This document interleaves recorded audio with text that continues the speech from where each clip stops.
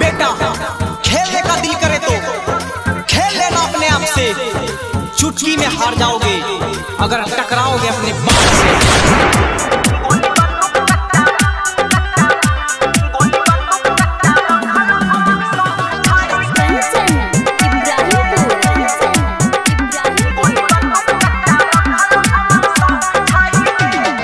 गली गली टोला हमारे खौफ छई गे, गली गली टोला हमारे खौफ छई गे, गोली बंदूक कट्टा रखल हमर शौक छई गे, गोली बंदूक कट्टा रखल हमर शौक छई गे।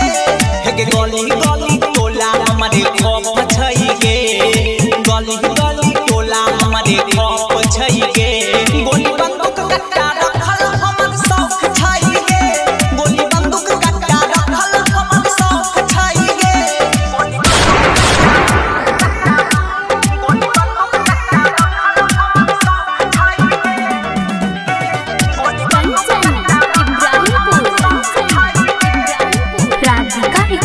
स्टूडियो सहरसा।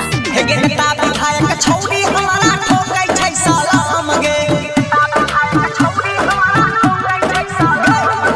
धारा 302 लागल छै इहे छै हमर काम गे, बुझली कि ना।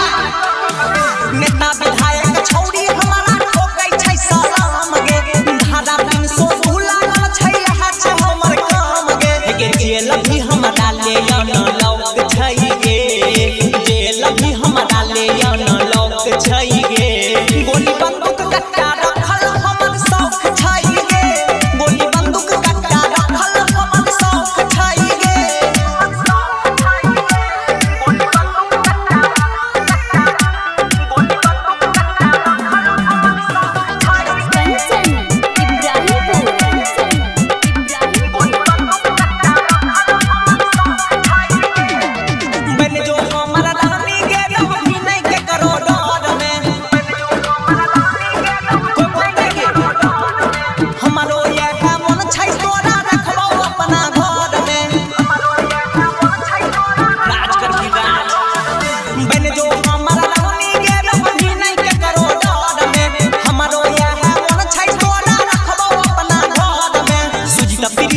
आगे नहीं रोक टोक छई गे, सुजीता प्रिंस के आगे नहीं रोक टोक